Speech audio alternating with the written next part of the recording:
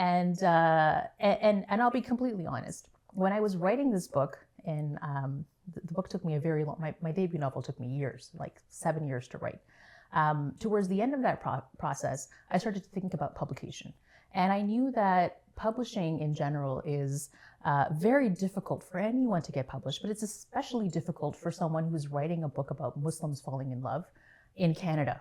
And I didn't know how successful I'd be in my search for a publishing deal. I actually thought I would fail. I was pretty sure I would fail. And like all writers, I faced a lot of rejection on the way. It's just, the road to publishing is paved with rejection. That's just the way the industry works. But while I was doing that, I thought, what would help me increase my chances of actually seeing my work in print? Maybe if I introduce an unfamiliar world to my readers through the back door of a very familiar world, and that's Pride and Prejudice. I'm familiar with Pride and Prejudice. It is globally, universally acknowledged to be one of the OG romance writers is Jane Austen. That's just who she is.